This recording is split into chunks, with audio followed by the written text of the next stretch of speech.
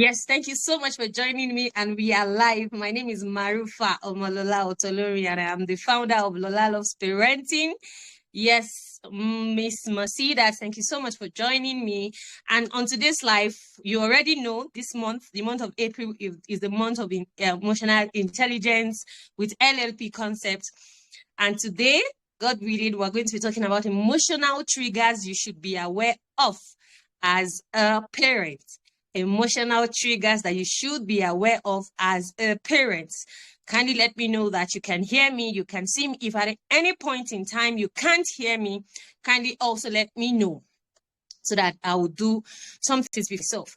Right. So our children are not the cause of our emotional triggers. You've heard me say this a lot of time, that our children are not the cause of our emotional triggers. Right. Thank you, Miss Hidaya.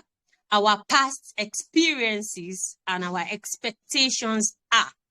I would appreciate if somebody can help me put that in the comment section. That's what we're going to be starting today's session with.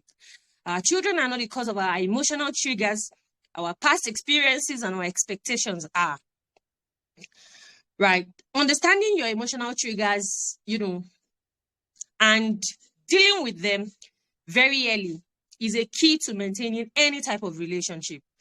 You've heard that I have said this before, before in this month, right? We're talking about emotional intelligence. When you are able to understand your emotional triggers and you deal with them as early as possible, it's a type of relationship and thriving in any form of circle, right? It is something that is very, very important. Thank you so much. Yes, our children are not the cause of our emotional triggers, our past experiences and our expectations have. Emotional regulation is a learned skill. I want us to know this before we go on. I know that we want to talk about emotional triggers, and you should already know by now that being, emotionally resilient, being emotionally regulated, being emotionally stable is not something that we can pray for. Yes, I am a Muslim. I believe so much in dua, but it is just like every other skill that you go out there to learn. Right? It is not something that you would say that you want to pray to have it. It is something you will learn, right? It is a learned skill. You need to learn it, you need to model it, and you need to practice it daily, right? You need to practice it daily. You need to model it. You need to learn it because, of course, like I'll always say, you can't give what you do not have, right? In one of, my recent videos, I was talking about parenting and not just praying. Right. I have decided to talk about this because I know that there are a lot of people that might misquote whatever it is that has been said. But we need to know that, yes, while we are praying so hard, while we are praying so much to, get some things, not to yell again, to get it right with our children, to do all of that, it is something that we need to learn. We don't have any choice. Like I said, it's just like any other skill. For example, you want to Alaikum salam, Mr. Fiat. Thank you so much for joining me. Right. If there's anything at all, communication skill, for example, maybe you have just started a business, you want to communicate your business, to your audience, you want to carry them along, you want to do all of those things.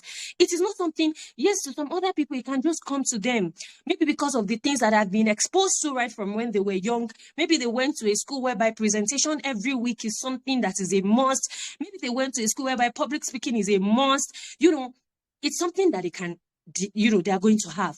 Don't forget, they did not just have it. It is because they have been in places whereby they have been taught, they have learned it, right? So it's the same thing for emotional, regulation. There are a lot of things that we pray for. We pray for them. There are times that, when you even seek advice from maybe our parents, pray for us, right? It is not longer, it is not a parenting versus praying thing. It is us knowing that while we pray to Allah to ease things for us, while we pray to Allah to do things for us, we need to know that we need to work for that thing. I'll always say, and I think that in these past few months, my best Quran verse is the one that says that man gets only what he strives for. Which means if you want to get it, you have to strive for it, right? Just like we won't just pray for jobs without searching for it. Just like we wouldn't pray for a child without getting married. Just like we can't get certain things without doing the work, right? Parenting skills is a learned skill. It is something that we need to learn. It is not something that we cannot just have it. We cannot just wake up one day by the virtue of the fact that we are now married or we have started having children that we're going to get it right. The highest we can't do better than what our parents did. We can't do better than what they did, except we learn how to do better, right? Let me quickly share a story, right, on two notable people while praying. Yes, we need to make conscious efforts to be better parents. So I'm going to share the story of two notable people in the Quran that are prophets of Allah, right? So if you cannot relate with their names, you can with them you can easily just read about them, look for their Christian names or something if you are not if you do not know their names Islamically, right? So they are prophets Yunus, alayhi salatu wasalam. Everyone knows the story of Prophet Yunus and the whale, right? Prophet Yunus left his people out of frustration. He was frustrated. He left them out of frustration when they weren't listening to his message, right? He was frustrated and he left them. But he left them without the command of Allah, right? He was a prophet. He was sent to do something, right? And because of the fact that he was frustrated, he couldn't hold himself. He was not able to control whatever it is that he was going through, right? Then he left without Allah's command. What happened? He ended up in the belly of a whale, right? This is a pause that that's emotional patience. This is something that is very important, right? If you want to read more about this story, we can, go through Quran 21 verse 87. He was frustrated. He was angry. Yes, he is someone that is righteous. Of course, he's righteous. He's a prophet of Allah. But because he was frustrated, because whatever message that was given to his people, they were not listening to his message. They were not listening to him. So he carried out I don't want to say an irrational decision, but a decision that didn't come from Allah, a command that didn't come from Allah. He carried it because he couldn't control himself. So what happened to him? He ended up in the belly of a whale. You can imagine the number of times. You can imagine, how frightened he was in the belly of the whale. And he was praying to Allah. He went back. That is to tell us that it is not about being righteous. It is being in a place where we're able to put ourselves together. And that's why it is necessary for us to learn this skill, right? We have several other stories like that, but I'm just going to say one more of it. Notable prophets to Prophet Musa alayhi salatu wasalam, when he returned from Mount Sinai and saw the people, worshipping the calf, the golden calf that they have, that they have, he became very furious. He became very angry. And what did he do? He threw down the tablets and grabbed his brother Harun by the beard, blaming him for whatever it is that has happened, right? So this is something that Prophet Musa alayhi salatu wasalam was a righteous person. So he was a righteous being. So that is to tell us, a lot of time, we feel that because of the fact that we are setting our children on the path of Islam, they go to madrasa, they do this, they do that, we do not have to go the extra mile of giving them the skills that are necessary for them. Or because of the fact that we are righteous, we have memorized the entire Quran, we pray our daily salawah, we do all of these things, then every other thing is not necessary. It is important, right? So this is something that we really need to start looking into, most especially as Muslims. It's not just about being righteous. You can be righteous and you will not have, you will not have what it takes to navigate life, which means that you need to learn that thing, right? So whether you are journeying as a parent, whether you are working in an organization, or you have a community or circle of friends, emotional regulation is very vital on your journey. And if you are lacking in it, there's every possibility that you will struggle. You struggle to keep your relationship with your parents, which is, the utmost for me. You struggle to keep your relationship with your colleagues at work. You struggle to keep your relationship with your friends. You just see it as, is it that my behavior is now so bad? We say things like that. But we need to sit down and look into it. We need to stop that phrase of, that's how I am. That's how I am. Or there's another one somebody told me recently, that's my nature. Yes, that's the word. That's my nature. That's my nature. This is not something we need to sit back and just say that it's going to come to us. It won't come to us if we are not willing to go the extra mile of getting that thing, right? So what are these triggers? Because our topic for today is just the emotional triggers that you should be aware of as a parent, and you should know how to deal with this. The first trigger is the feeling of being disrespected by your children. We can term it as parenting ego, right? I would appreciate if somebody can help me put that in the comment section. The feeling of being disrespected, right? Thank you. The feeling of being disrespected, we can call that again parenting ego. You know, a lot of time, we often, feel disrespected. We feel disrespected a lot by our children. When your children question your authority, or when they tell you no. This one is a big deal. Like, how can you tell me no? I told you to do something. That I carried you in my womb for 9 months. It's operation I used to give birth to you, and we continue like that, right? So the moment we feel disrespected, that parenting ego come onto us, and we come to that conclusion that we are always right. We're saying the right things. I know better than you, and it goes on and on like that. It's a big trigger for us, right? When your children appear to ignore your instruction, when they question your authority, when they tell you no, this is a trigger for everyone. Is there anyone who doesn't, become triggered when their children tell them no? I would appreciate if you can share your experience in the comment section. The thought of, how can you tell me no? Do you know, that thought of, I did this for you, I sacrificed all for you, then you tell me no, how dare you? It's something that can trigger us, right? It can be the biggest trigger for you in parenting and can lead to overreaction if you do not manage it properly, right? If you do not manage it properly, it is something, yes, thank you so much. That respect, factor that is ingrained in us. That's why I said that your parenting triggers are not from what your children did. That's why I started with that. It is from your past experiences or from your expectations, right? So that feeling of, how can you disrespect me? I brought you to this world and things like that, right? So we need to know that if we do not manage this properly, if we do not manage this trigger properly, if we overreact, it is something that can damage us, right? Which is not true, right? Which is not true. It is not true. If we do not start to come from that place that as a mother, as a parent, I am not always right, we will ruin our children. I'm going to give lots of examples as we go on this evening.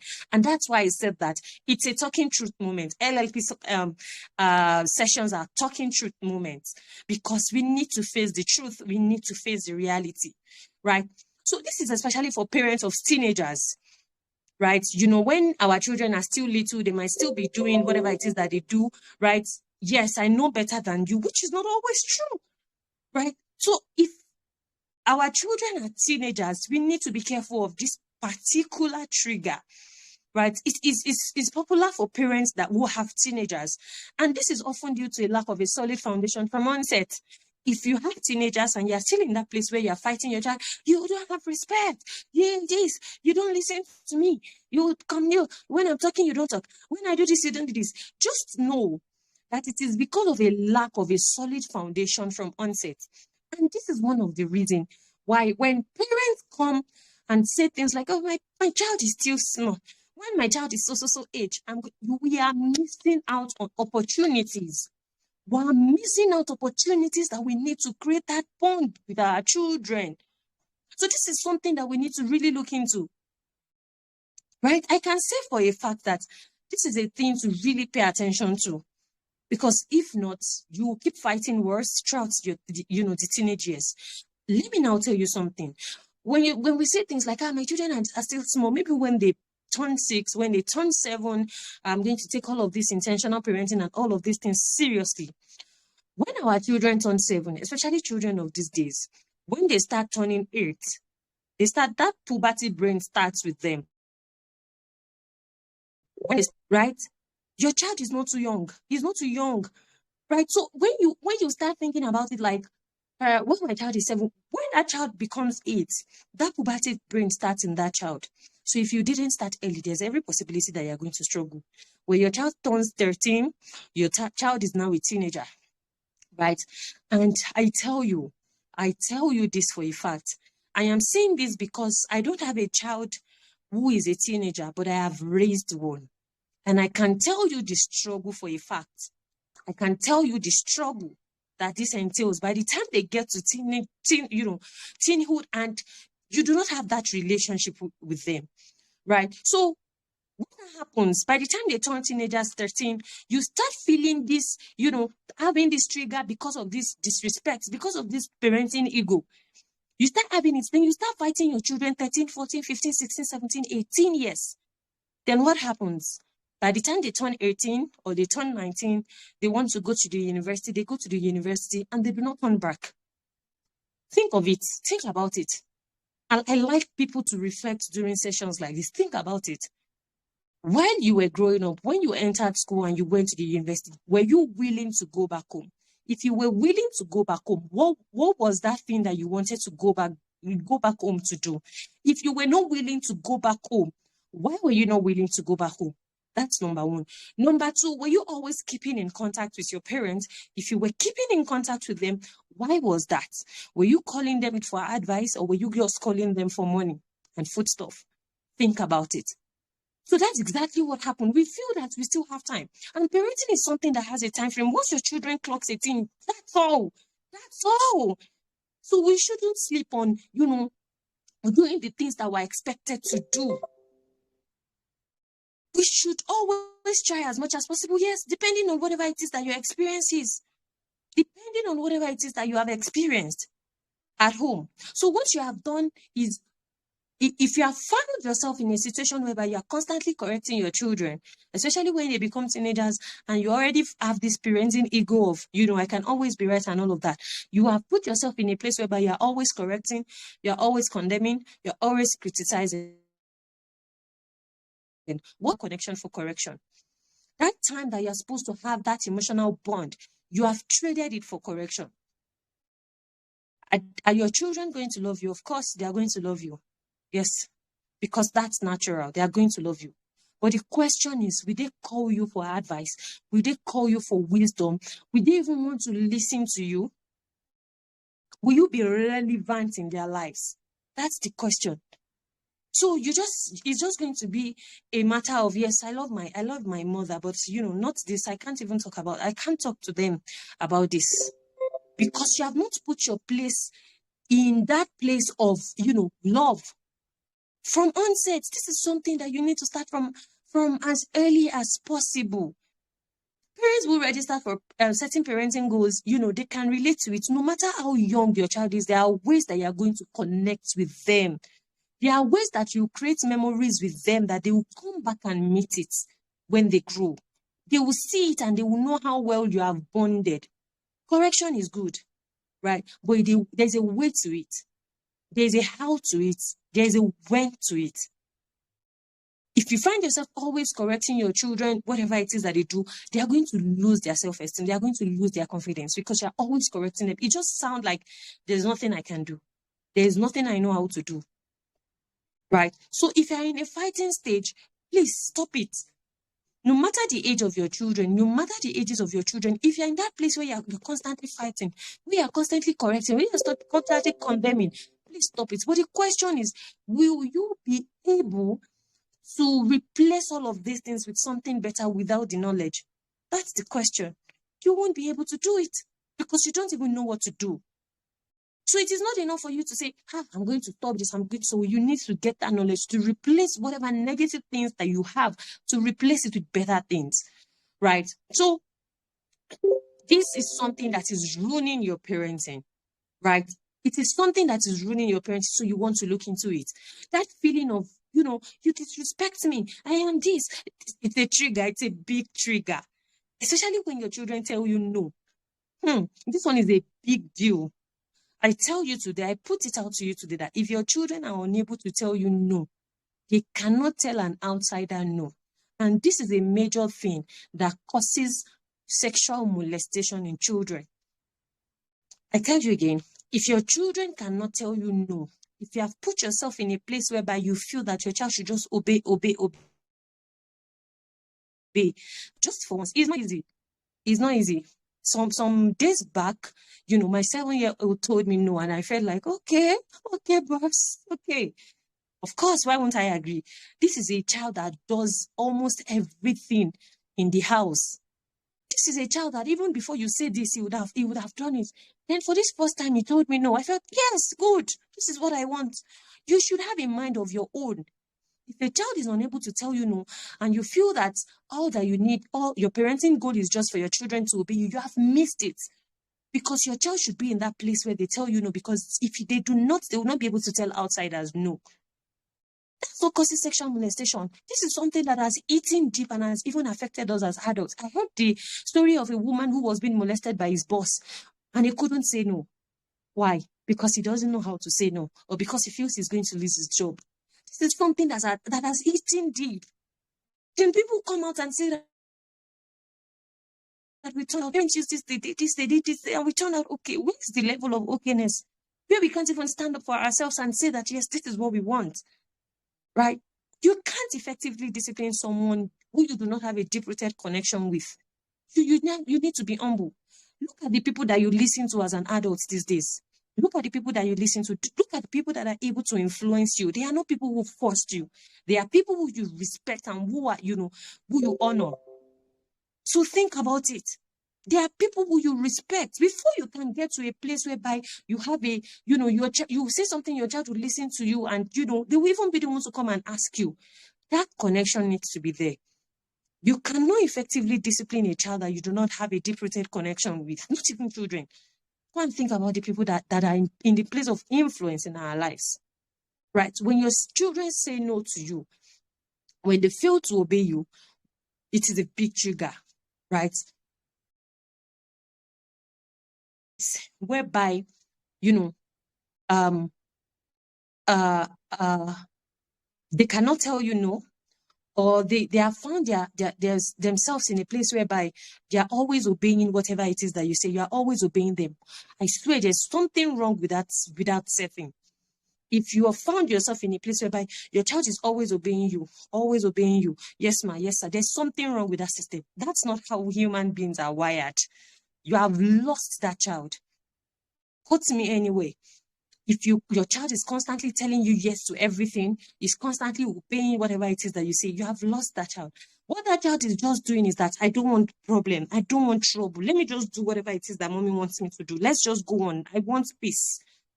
You have lost that child. So your goal in parenting is not about raising children who just obey you. It is about raising children who are able to control. How do you begin to deal with this parenting ego? How do you begin to deal with deal with your children in a way that you do not see any sign of disrespect in them? The first thing is that you need to always pause before you respond. You need to always pause before you respond. If you have found yourself in a place whereby your child is talking to you disrespectfully, bring it back to you. There's something you have not done right. Don't start manipulating your children. This is not the time for you to start telling them how you carry them, how you did CS 3 times before they brought them out. If there's anything like that, this is not the time. Don't stop manipulating your children into things that they don't want to do. But because you feel that you're in the place of authority, you can get anything from them, then you do whatever it is that you do. Stop it. Stop it already. Because it's ruining your relationship with your children. Stop manipulating them. Stop fighting them. Stop fighting your children. Stop always being in a place whereby you are always beating. Because, of course, when it gets to a stage of beating, it's going to be fighting. Now think about it. It's going to be fighting. So how can someone who you are always fighting, how can they put you in that place of authority? They won't be able to do that. So learn, come and learn. Expose yourself to knowledge. The truth is, you see, weekly Friday lives like this is not enough. You see, monthly courses is not enough. What we need is something that is going to be every day. So it's not enough for us to just live our lives to get free things. It's not going to take us to wherever it is that we're going to. let me not deviate too much, but this is a cue. This is my, preaching for you today, that it is not enough. Friday live sessions, free live sessions is not enough. We need to start paying for the things that we want to have if we actually want to have it, right? The second point on how to begin to deal with this parenting is good is that you need to focus on teaching respectful communication by modeling it. You need to focus on teaching respectful communication by modeling it. There's nothing you want to tell me. There is nothing you want to tell me. If you find your child in a place whereby that child is critical, that child talks disrespectfully, that child has learned it either from you or from somebody that is a caregiver to him or her, you need to model it. There is no way you want to respect your children. There is no way you want to speak with them respectfully. There is no way you want to honor them and they will do the complete opposite to you. No, it is not going to work that way. It is not going to work. So you need to focus on teaching respectful communication by modeling it. And that's why I always say it's, in sessions that the moment you become a parent, you lose the liberty of doing things anyhow. If you are someone that you will talk to your friend on the phone and you will say, oh, they're idiots, and your children are hearing you, they're just learning. Yes, you might be joking with your friends. This is something that I do too, but I am always careful when I'm with my friends, when my children are around me. So you lose the liberty of doing anything anyhow the moment you become a parent. Focus on teaching respectful communication by modeling it. If your children say no in a disrespectful way, it is your feedback. But I appreciate if someone can help me put that in the comment section. If your children say no to you in a disrespectful way, it is your feedback. Yes, it is your feedback. If your children tell you no in a respectful way, it is also your feedback. It is what you have put forth. That's what you are going to receive in return. It is your feedback. It means that you have not taught your child how to communicate respectfully. And you can't ask a child to provide whatever it is that you have not given to them. A lot of time we find ourselves, demanding from our children what we have not given to them. We assume that our children are just going to catch this thing. They're just going to learn it. They're just going to have it. It's not possible. It doesn't work that way. Right? We end up having very rude children because we are also rude adults. I was listening to the story of, a woman who her child, sent her a message while she was on the flight about how one old woman was disrespecting her.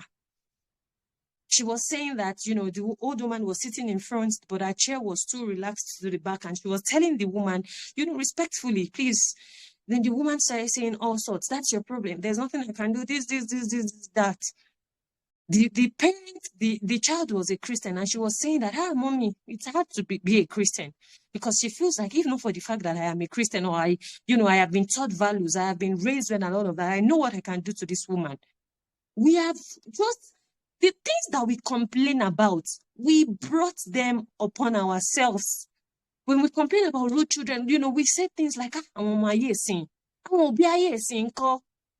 about the parents of these days? What are they doing? What are they doing? These children are just they are just the result of the environment. They're just the result of the things that they have been raised with. So let us try to start dealing with it. A lot of things that we complain about, yes, it's there already. The thing now is the way out. It's the way out. We still have so many people that speak disrespectfully to our parents as adults that we have. I know someone who I can be very close to. When she's speaking with a friend on the phone, or with her mother on the phone, the way she talks to her, I look at her like this, like, how? In the presence of your parents, of your children, what are you teaching your children? Then if something like that happens, we hear parents like that say things like, I did not know where she learned this from. How? Of course, where did she learn it from? From us. We were teaching it indirectly. Right?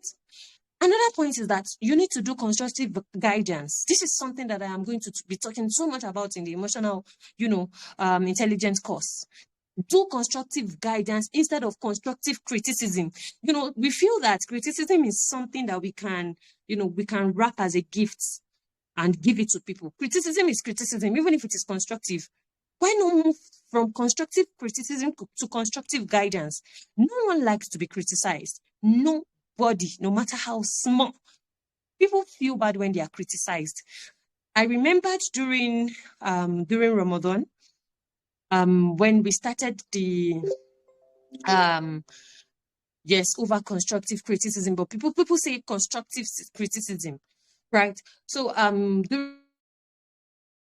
during, I think, the second or the first day or the third day, I can't really remember.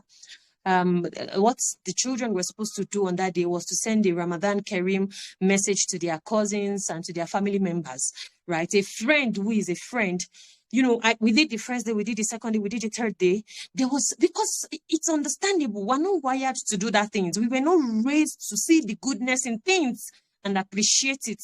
That's one thing that is eating deep into us.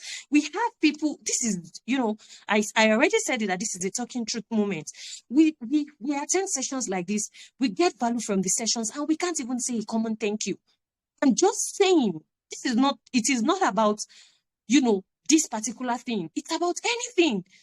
Someone has done something for you, and we can't even say thank you genuinely. We can't even appreciate and acknowledge that good thing that person has done.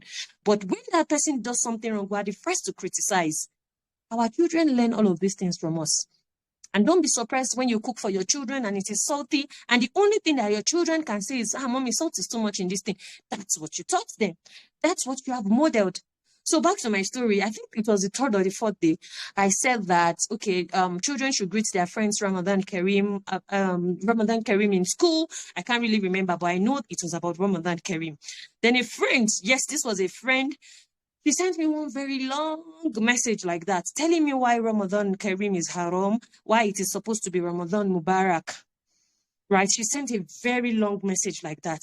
And I didn't respond to that message. I didn't respond to that message because we have done day 1, we have done day 2, we have done maybe day 3, we have done some days. You couldn't even say how well done job. And the only thing you could do was to send a very long message criticizing whatever it is that I have done. Yes, I said that correction is very good, but there's a how, there's a when. And even if, and there's a how, even if you are going to, you know, say something like about that, at least you acknowledge the good thing that is being done.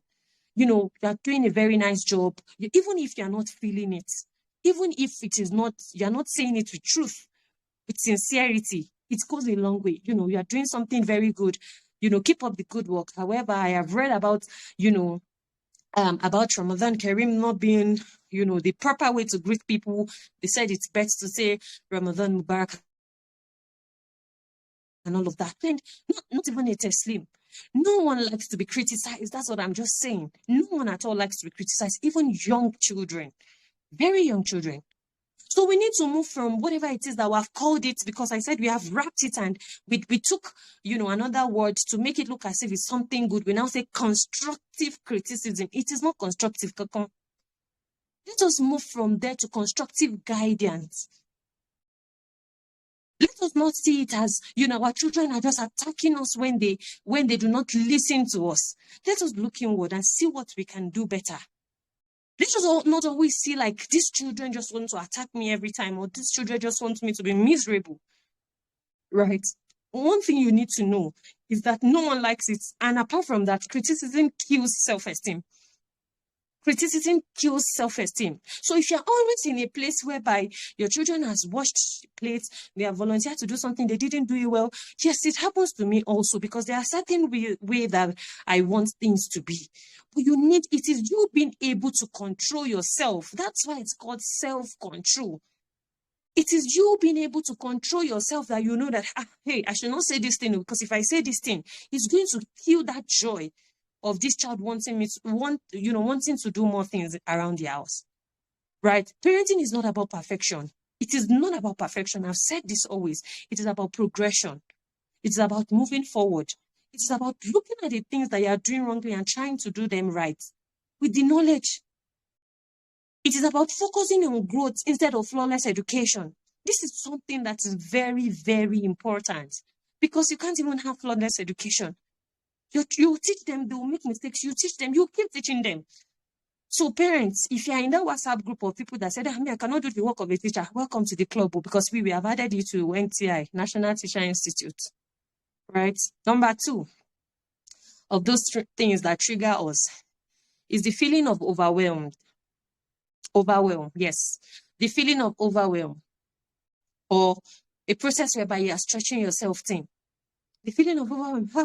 Hey, you see, I think some days back, I posted the picture of my son, that my children, because I was fasting, they made pancake in the afternoon. They made it by themselves, yes, with the help of, their father, but they made it by themselves. They were the one that actually, baked it and all of that. I'm easy cook. I don't know. I'm not a baker. So, and I posted that thing, and a lot of parents on my timeline knows that the eldest of my children are 7 years old, right? So in that process, I want to try as much as possible to break this feeling overwhelmed down so that we are going to be able to get it, right?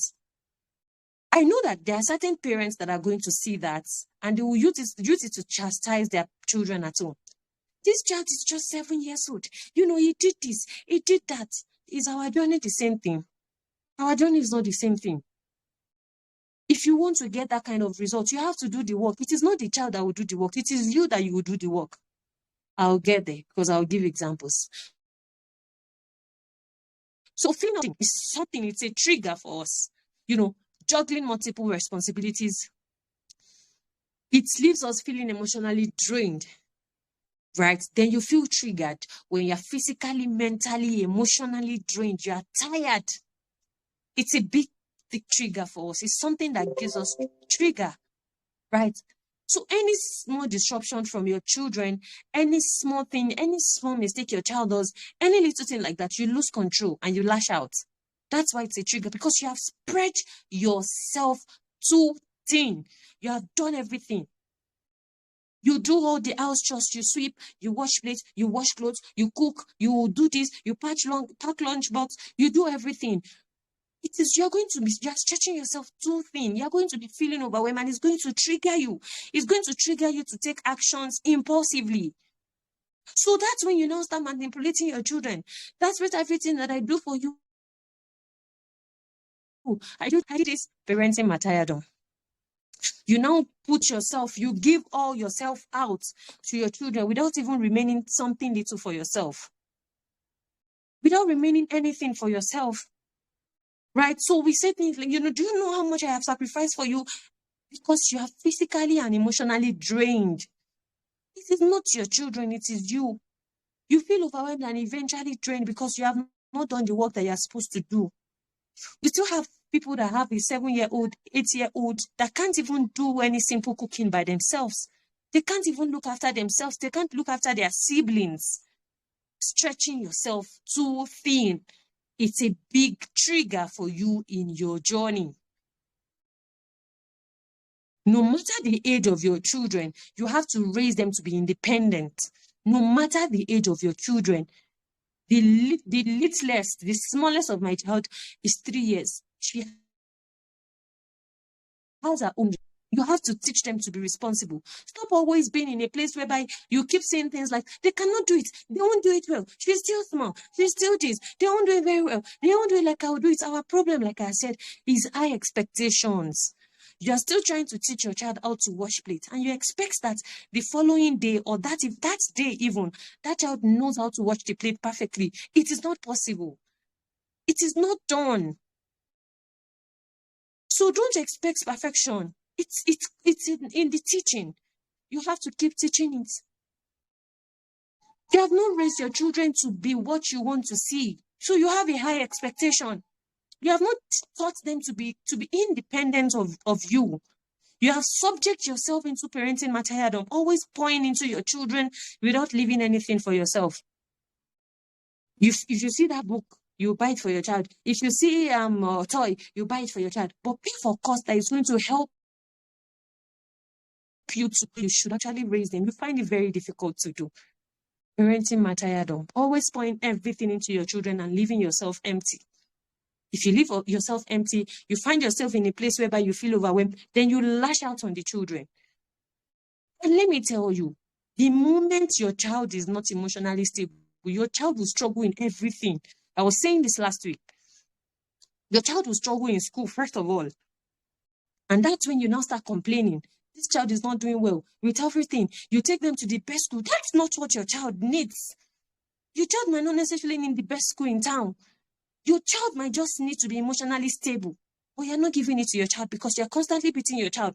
It's not even about the beating. It is about what we beat them for. We beat them for making mistakes. We beat them for coming home with a bad result. We beat them for not doing things perfectly. We beat them for playing. We beat them for crying. Think about it. Sit down and think about it. Is it worth it? So you're going to feel overwhelmed. So you need to train your children, even if they are a year old. It is called training, home training. Home training. Not school that will train them. It's not anybody. It is you, the parent. You have to fully take the responsibility.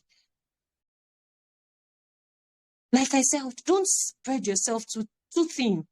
The best self-care you can give to yourself is self-development. You have to develop yourself. That's the best self-care you can give to yourself. Don't just be someone who will just be there, who will just be loved and irrelevant, especially when you grow old. And when you start talking to your, when they ask your children about something, you hear them say something like, my mommy cannot know that thing now. They are BBT. They are born before technology. They will give you names. Because you are not always updating your knowledge. You're just there. Mommy is just there. I was saying it yesterday that we found ourselves in a place whereby we can't even pick a book to read. We can't follow through with a course. I have so many people that they will come to class. Okay, yes, things are going to be better and all of that. We pay for courses. We can't follow through. We see people who go for courses without even writing, without jotting down whatever it is that is being learned. Even self, AI, there's a way that it works that it will still go back to whatever it is that it has produced. We won't write, and we expect that things are just going to go that way. We need to do the work. Mothers, please. Don't let your life be revolved around your children. Don't find yourself in a place whereby you're just surviving without thriving. Don't find yourself in a situation whereby you are trying to use your children as your retirement plan. Your children are not your retirement plan, because a lot of parents, because they have seen their children as their retirement plan, this is one of the reasons why they want to pour everything into their children for themselves. This is something that is very important. Don't raise your children just to survive without thriving, because they are not your retirement plan. You are your retirement plan. Deal with it. That's why they want a 18 years old to finish secondary school, 18 years old to finish university, to get a job, and just to have money. That's all. Because a lot of parents see their children as their retirement plan. Build yourself so that you can build your children. If you don't build yourself, you can't build your children. You can't give what you do not have. I always say this. Build yourself. Number 3, parenting choices guilt. Yes. Guilt about your parenting choices. Societal pressure. Parents often feel triggered when they feel that they are unable to meet their children's needs or expectations. I spoke about expectations from the beginning of this class. We have found ourselves in a place whereby, because we see different things every day. So the example I was actually, the thing that I was actually saying before was for this particular point. We find ourselves in a place whereby we see something, then we'll now go back home. What we have heard from outsiders triggers us to say all sorts to our children. You now start hearing things like, look at your mates. Your mate can do this. Your mate can cook. Your mate can do this. Your mate can take care of their siblings. Have you taught your children how to do all of these things? So you're constantly comparing yourself. You're constantly comparing your children with your neighbor's children, or with someone else's child that you saw on the gram or that you saw on Facebook. Do you know the person's journey? Do you know what the person is doing that you are not doing? This is a big trigger for us. When we see some people, also some set of people that are age mates with our children, and they are doing exceptionally well, it triggers us. We start running helter skelter. We start shouting. Look at this. Look at that. Look at this. Look at that. I want to tell you today, don't just compare the results. Compare the work too. Ask yourself, excuse me, if you find yourself in a place whereby you're comparing the results and you're saying things like, look at so person, compare the work. You want to ask yourself, what is this thing that this person's parent is doing and I am not doing? Excuse me. Have you put in the work? Right? You need to know that irrespective of who you are, irrespective of who you are, you're a teacher, you are a doctor, you are whatever, you have the best profession, you are the imam of one place, you are your children's behavior is not your children's behavior is not the reflection of your worth. Your children's behavior is a reflection of what you and them need to do or learn. If your children are behaving a certain way, look inward. Look inward. Look inward. Ask yourself, have I really given this child this skill to navigate this thing that she's not doing right or is not doing right? Is it something that I have taught this child over and over again? Have I taught this child? So when you find yourself your child misbehaving or doing something, look inward. Don't feel guilty over other parents' progress. I know certainly that we have so many parents that will say things like, look at this. It is not our fault. That's how we were raised. That's how we were raised. There was always comparison. Look at Omo Labaja. Look at Omo Mama Tamedu. Look at this. Oh, Mati Kiri Lola Tagometa. Oh, Mati Shekinikon. Iwo Kiri. Iwo Shekinikon. Ask yourself, are you doing the work? What you're expecting from these children, have you given it to them? It is wrong for you to ask your children for what you have not given to them. So think about it. Start doing the work before comparing the results. Compare the work also if you want to compare the results. If a particular child is doing something excellently, the age mate of your child, and your child is not doing it excellently, ask yourself, have you taught your child how to do it? Start doing it. Don't blame other people or try to bring down what they are doing. We have a lot of people that say things like, they say things just to ridicule whatever it is that they are seeing because they are unable to get that thing. Don't blame other people or try to bring whatever it is that they are doing down. You too should also do your work because it's from the place of jealousy, right?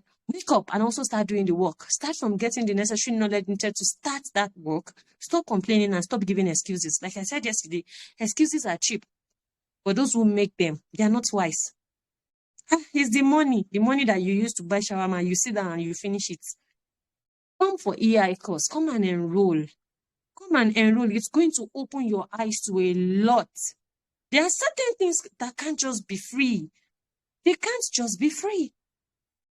So the AI course is open now. It's just once in a year. After this year, the one we did last year, so it was once in a year. When people started, and the joy of this thing is that when you are able to attend it, whenever it is that is going on, you are able to rub minds. You are able to share your concerns. You are able to talk. You are able to talk. Thank you so much, Ms. Wendy. You are able to talk. You are able to share minds, rub minds together. Our trauma has pushed us to a place whereby we can't even seek for help because we feel that whenever it is that we seek help, it's just us being vulnerable. It's going to bring down our authority. It's going to bring down whatever it is that we have. So come to class. We're expecting you in class. Get into the AI course. Start from there. Next year, God willing, we're going to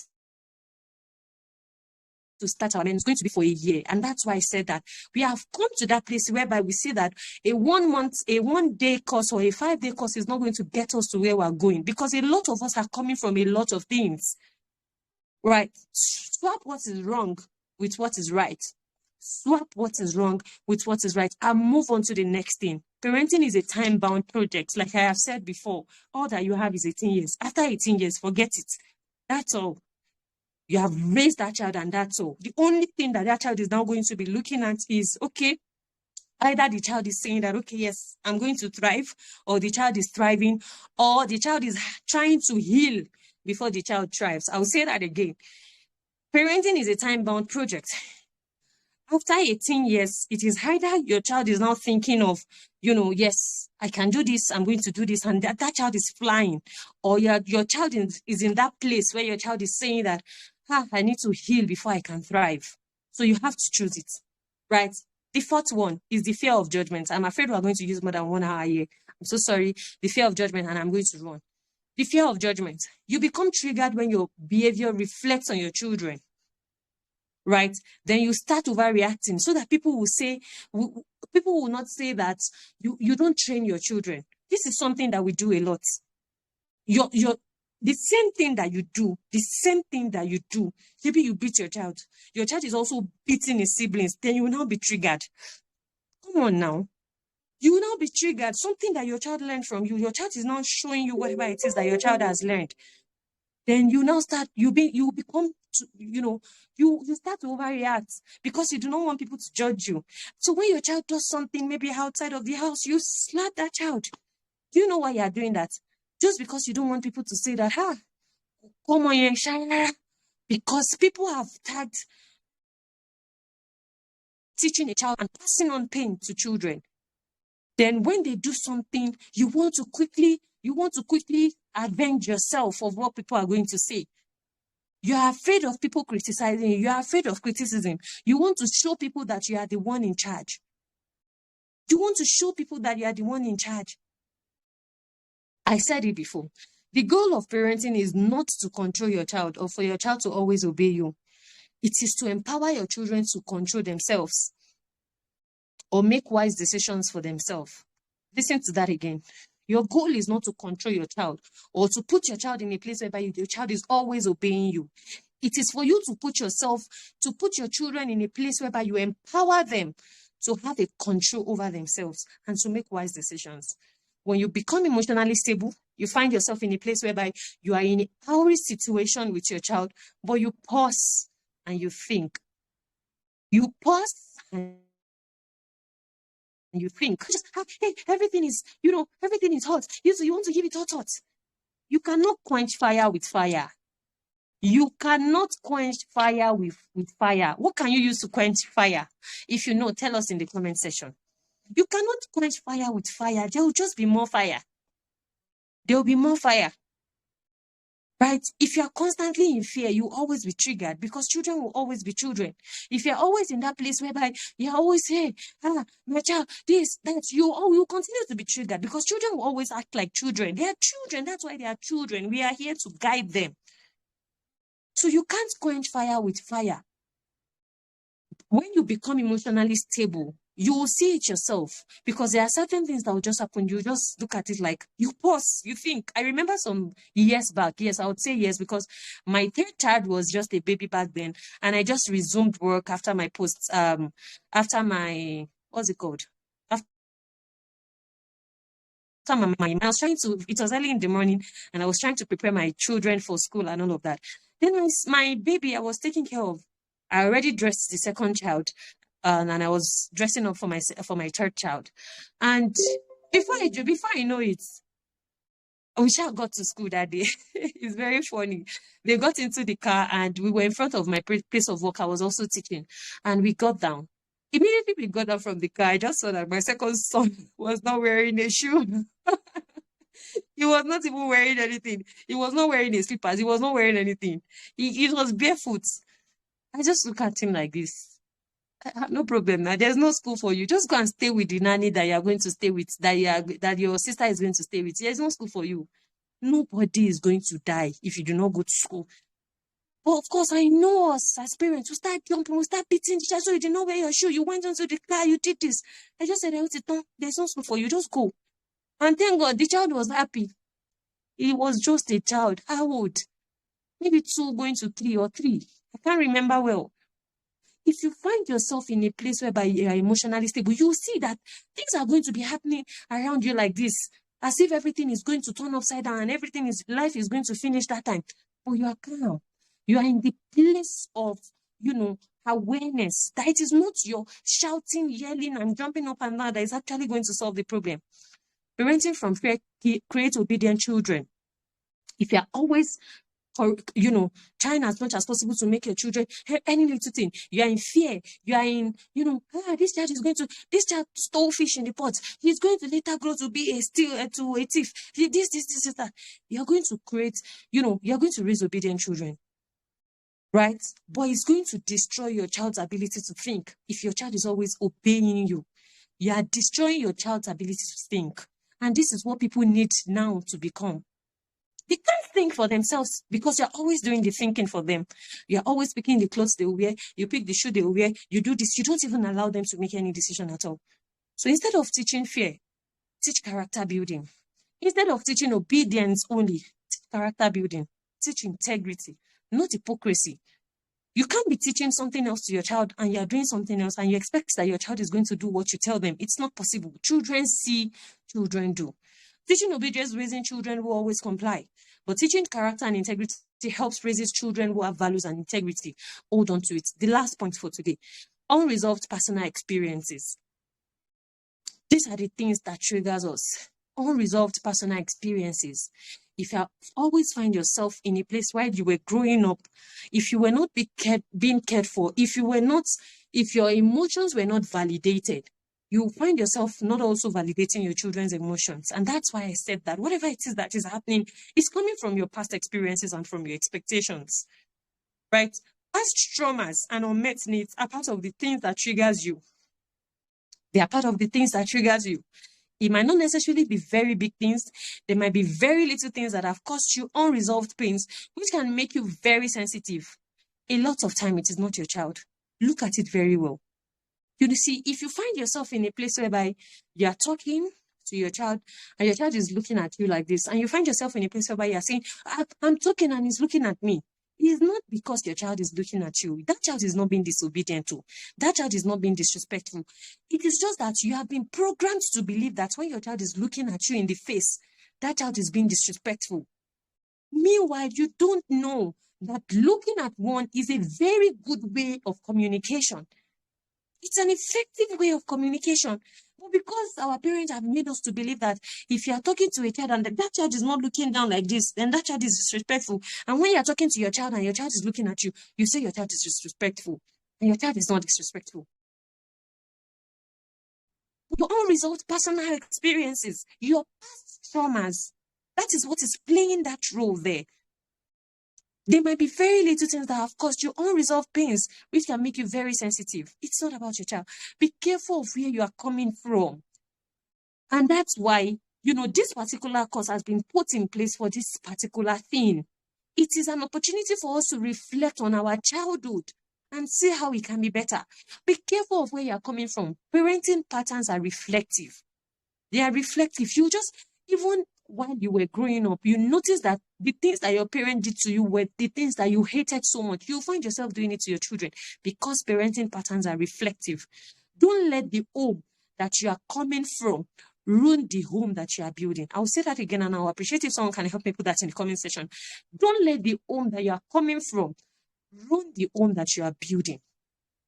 The work that one who is building a hut is doing is definitely different from the work of those who are building mansions will do. There are two things. If you are building a hut, you might not necessarily need so much resources.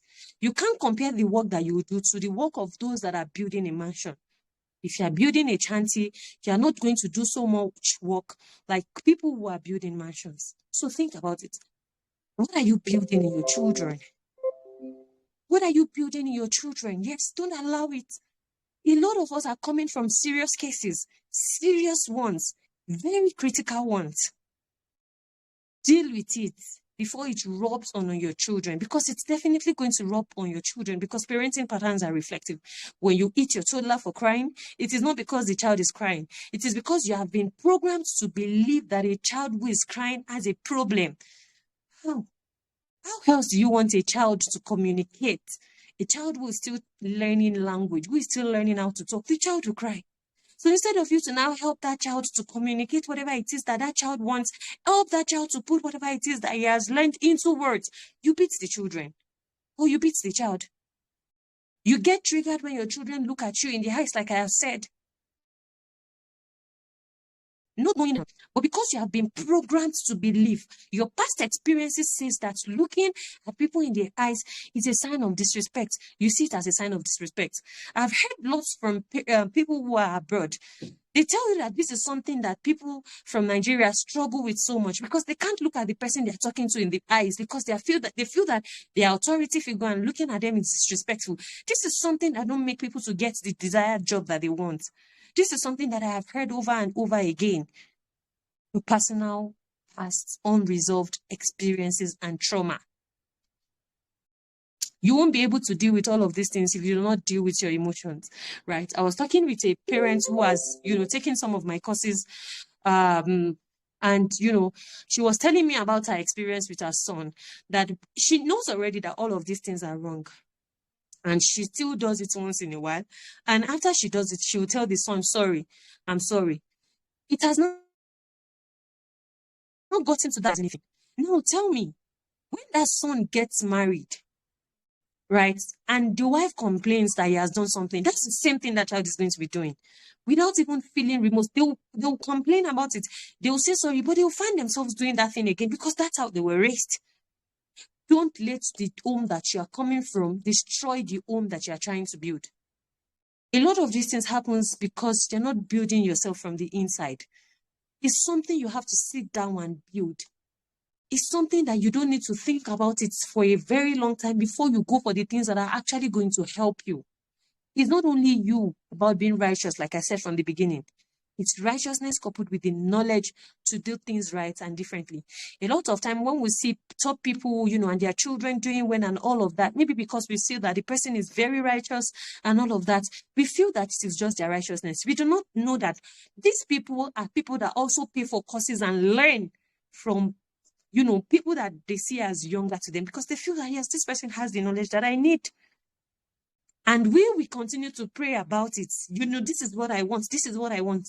Being righteous is not enough. We have to do the work. In conclusion, reflect on your journey and identify your triggers. People have different triggers. For me, some of these things might not be my own trigger. We have our own different triggers. For me, dirty floor is a big trigger for me. When I say dirty floor, inside my house, I try as much as I wear my slippers every time because I know the floor is going to be sandy. And I don't like sand. If you see me walking barefoot, I think I've said it here before in a particular course, I raise my toes like this and my feet is actually down because I don't want sand to enter into my nail. It's a very big trigger for me. I can be fighting everybody if that happens. What did I do? Maybe it's my house. I wear my slippers inside my house. If your kitchen is your trigger, you should know that you are raising children. Everything cannot be perfect. Everything cannot be perfect. If you get to my house, even before I left, I left my country, I didn't have any center table because I understand that my children are children. They have to play. They need space to play. I pack the center table and put it by the side. Whoever comes to my house and is not comfortable with it should go back to her house. If you don't understand these things, you keep fighting. Commit to working on your triggers. The Emotional Intelligence course is a place for you to start. Master your emotions. Master your emotions. It's a very place for you to start. It's just 9,500 naira. And in a few days, we're going to be increasing the price. It's going back to its original price, which is 12,500 naira, right? So it's nothing compared to what you're going to be getting from the course. I tell you, it is a core course for you on your intentional parenting journey. If you do not try as much as possible to take it, it will come back to haunt you. Don't carry it. Don't carry the course, because if you do, you will meet it in front and you will see all of those things play out like this, right? You see, your prayer point is what is starting. It's staring at you right now. You have been praying so hard. I don't want to beat my children. I don't want to yell on them. I want to have a good connection. This is your prayer point right in front of you. Like my son. My son showed me his gratitude journal some days back, and he wrote, I am grateful for an answered prayer. I looked at him like this. You too, you have answered prayer at all. Look at, this is your answered prayer sitting in front of you. Take the course, don't miss it. The success of your journey lies with you. Start taking responsibility, right? I've crossed your path for a reason. I didn't just cross your path. Free sessions is not going to take you to wherever it is that you're going to. A lot of our parents didn't have this opportunity that we have now. You do. Stop giving excuses. Excuses are cheap. Those will give them are not wise. The early bird offer, like I said, it goes up very soon, and the original price goes back, and you might not be able to pay 9,500 naira for it again, after which, okay, you'll be paying the original price, like I said. So you want to take advantage of this. it's a token compared to whatever it is that you're going to get, right? When you attend this course, I assure you that when you follow through and you do the necessary things that you're supposed to do, you will get your results. Thank you so much for joining me on today's Friday live. I felt, I'm so excited I was able to do this with you. Thank you so much for joining me. I do not think that I have questions. If you have questions, come to EI class. I'm going to answer all of your questions there, right? You might not know what you're going to be getting from EI class. I'm just going to give a brief. It's just like having 10 days for this class. Yes, I said what I said. We're going to be having a pre-challenge for 5 days where we're going to be talking about measuring your emotional capacity. You want to know exactly where you are before we actually start the sessions. Yes, the sessions is going to be for 5 days. You're also going to be having a quiz whereby you're going to be testing your emotional, capacity also, right? So it's a lot, like I would say.